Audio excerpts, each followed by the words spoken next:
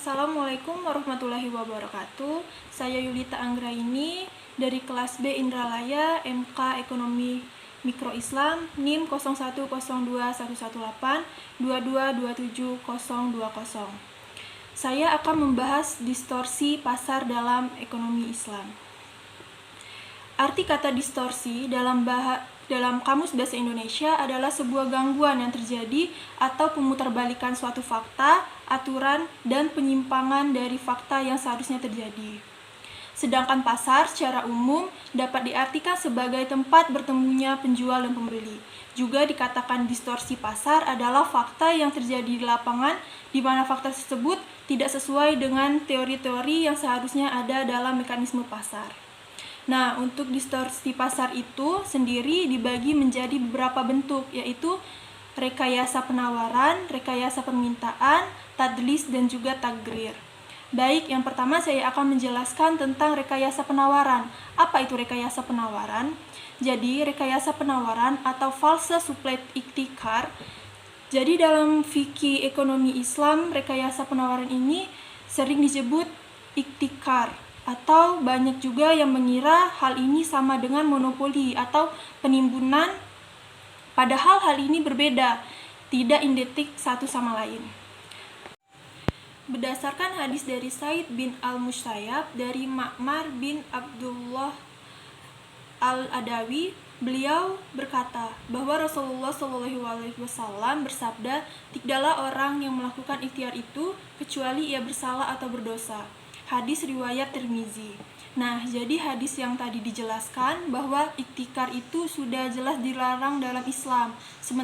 Sementara iktikar digarisbawahi lagi bukanlah monopoli atau penimbunan. Jadi dalam Islam siapapun boleh berbisnis tanpa peduli atau tanpa tahu kalau dia satu-satunya penjual atau bahkan ada penjual lain di dalam pasar.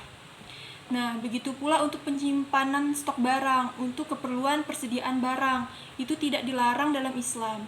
Jadi, monopoli itu sah-sah saja sesuai dengan ketentuan syariah. Demikian pula tentang penyimpanan persediaan yang dilarang itu iktikar, yaitu pengambilan keuntungan di atas keuntungan normal dengan cara menjual barang lebih sedikit untuk harga yang lebih tinggi, atau bisa dalam istilah ekonomi itu disebut monopoli tenseking. Nah, yang kedua saya akan menjelaskan tentang rekayasa permintaan atau false image, di mana dalam fikih ekonomi Islam sering dikenal sebagai bai najasi. Bai najasi ini dilarang karena penjual ini menyuruh orang lain untuk memuji atau menawar harga barang dengan harga yang lebih tinggi agar menarik minat pembeli. Padahal dalam situasi tersebut seseorang ini itu nggak ada niatan sama sekali untuk membeli barang itu. Jadi dia hanya membuat seolah-olah penawarannya itu lebih tinggi agar menarik minat pembeli lain. Terkait dengan bai najasi, Rasulullah SAW bersabda, "Janganlah kamu sekalian melakukan penawaran terhadap barang tanpa bermaksud untuk membeli." Hadis riwayat Tirmizi. Nah, dari itu hadis tersebut dijelaskan bahwa bai najasi itu sebetulnya penawaran palsu yang akan nantinya menimbulkan kenaikan harga dan juga dilarang dalam Islam. Selanjutnya yang ketiga yaitu tadlis non to one part. Jadi ini adalah misinformasi di salah satu pihak saja, semisal pembeli saja atau penjual saja, dan kondisi ideal dalam sebuah pasar itu di mana penjual dan pembeli memiliki informasi yang sama tentang barang yang akan diperjualbelikan. Apabila salah satu pihak tidak memiliki informasi seperti yang dimiliki pihak lain, maka salah satu pihak akan merasa dirugikan dan juga akan terjadi kecurigaan, kecurangan, dan juga penipuan. Nah, tadlis artinya penipuan. Tadlis jual beli dalam hukum Islam itu diharamkan karena tadlis merupakan penipuan yang dilakukan dalam transaksi jual beli oleh pihak penjual terhadap barang atau objek yang dijual kepada pembeli. Jadi tadlis itu misinformasi atau kekurangan informasi yang seharusnya diketahui oleh dua belah pihak, namun hanya satu pihak yang mengetahui, seperti yang terjadi yang tadi dijelaskan, hanya pembeli atau penjual saja yang mengetahuinya. Dan tadlis terbagi menjadi 4 bagian, yaitu tadlis dalam hal kualitas, tadlis dalam hal kuantitas, tadlis dalam harga, dan waktu penyerahannya. Terkait dengan tadlis kualitas adalah penipuan dalam transaksi jual-beli yang dilakukan oleh penjual kepada pembeli terhadap mutu atau kualitas barang yang dijual. Seperti contohnya yang di pasar komputer bekas. Kita sama-sama tahu, misalnya nih penjual itu menjual komputer bekas dengan spesifikasi RAM-nya 3 dengan harga 1 juta. Padahal kita nggak tahu di tempat lain penjual tersebut menjual barang itu dengan harga yang sama atau menjual spesifikasi yang lebih rendah. Selanjutnya, tadlis dalam hal kuantitas, yaitu penipuan yang dilakukan pihak penjual terhadap jumlah yang akan diterima pihak pembeli. Nah, penipuan ini tuh atas jumlah barang yang diterima tidak sesuai sama perjanjian di awal, atau kuantitas barang itu tidak bisa dipertanggungjawabkan. Contohnya itu misalnya kita beli baju 1 kodi. Kita tahu kan isinya itu harus berapa, tapi karena kita beli 5 kodi kan banyak, jadi kita nggak tahu, nggak sempat ngecek barang itu sesuai atau enggak. Nah, penjual itu memainkan dengan tidak melengkapi barang tersebut, kayak barang yang dikurangi dengan tujuan tertentu. Hal itu hanya diketahui oleh si penjual, tapi kita nggak tahu. Selanjutnya itu tadlis dalam harga, yaitu penipuan harga jual yang dilakukan oleh penjual kepada pembeli. Dalam hal ini seperti penjual itu nggak memberitahu secara jujur berapa harga pokok dan keuntungan yang akan didapatkan dari transaksi tersebut. Misalnya penjual menjual barang dengan keuntungan berlipat ganda atau melebihi harga pokok. Dan yang terakhir itu ada tadlis dalam hal waktu penyerahannya, yaitu penipuan yang dilakukan oleh penjual kepada pembeli atas waktu yang disepakati pada awal akad.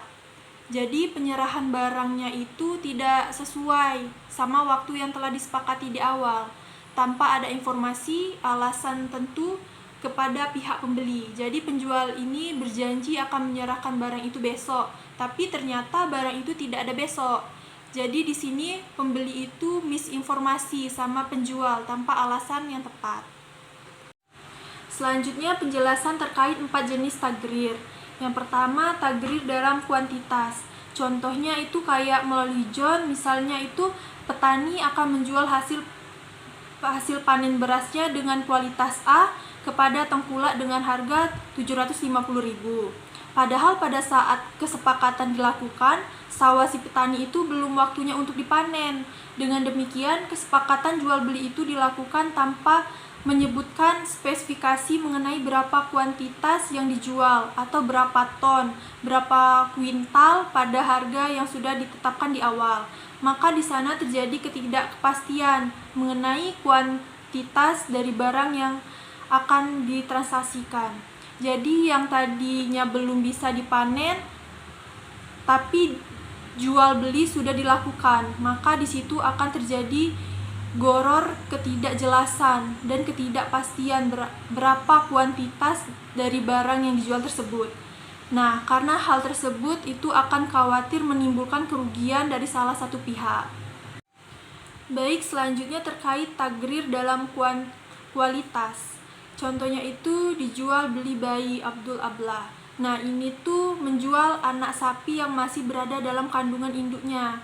Jadi penjual itu sepakat untuk menyerahkan anak sapi tersebut segera setelah anak sapi itu lahir, seharga 1 juta. Dalam hal ini, baik si penjual maupun si pembeli itu tidak dapat memastikan kondisi fisik anak sapi tersebut bila nanti sudah lahir. Nah, apabila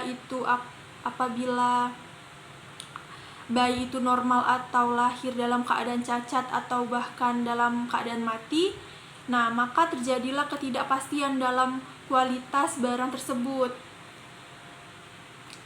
Kenapa jadi tidak pasti? Karena dijelaskan tadi pembeli sama penjual sama-sama nggak tahu anak sapi itu bakal lahir dalam keadaan normal atau tidak. Itu akan merugikan salah satu pihak. Selanjutnya terkait dengan tagrir pada harga. Contohnya itu seorang menjual menyatakan bahwa dia akan menjual 1 unit laptop bermerek ABC dengan harga 4 juta rupiah. Nah, bila dibayar tunai atau 6 juta bila dibayar dengan kredit selama 2 tahun. Kemudian si pembeli menjawab setuju. Ketidakpastian muncul karena adanya 2 harga dalam satu akad. Tidak jelas harga yang mana yang dilakukan nantinya. Katakanlah semisal pembeli ini membayar lunas pada bulan ke-6, maka berapa harga yang akan berlaku pada saat itu? Atau 1 hari saat penyerahan barang, berapa harga yang akan dilakukan saat itu?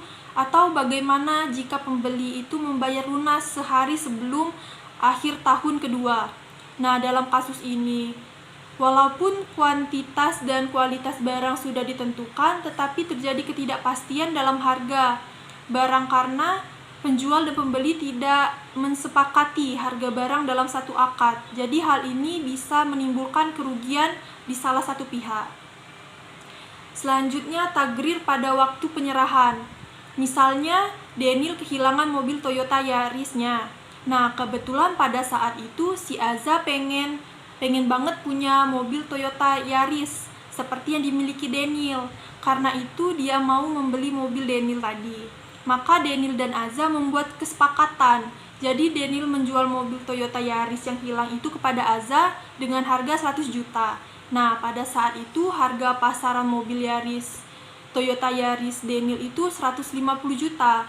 Nah, mobil itu akan diserahkan segera setelah ditemukan. Maka transaksi ini terjadi ketidakpastian menyangkut waktu penyerahan barang tersebut. Karena barang yang dijual itu nggak diketahui di mana keberadaannya. Karena menjual barang yang hilang itu seperti menjual burung yang lepas dari sangkarnya. Kita nggak tahu kapan burung itu bakal balik lagi ke kandang. Nah, jika barang itu ditemukan keesokan harinya, hal itu akan menguntungkan si pembeli karena harga yang dijual dari harga pasaran itu lebih murah. Tapi jika barang itu tidak ditemukan sama sekali, itu juga merugikan si pihak pembeli karena 100 juta yang 100 juta tadi hilang begitu saja karena nggak tahu kapan barang yang dia inginkan itu datang atau dia dapatkan. Selanjutnya, studi kasus distorsi pasar pada sektor pertanian.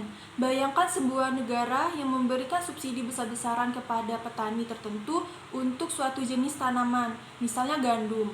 Subsidi ini mungkin dimaksud untuk mendukung ketahanan pangan, tapi jika tidak diatur dengan baik, dapat menciptakan distorsi pasar yang merugikan.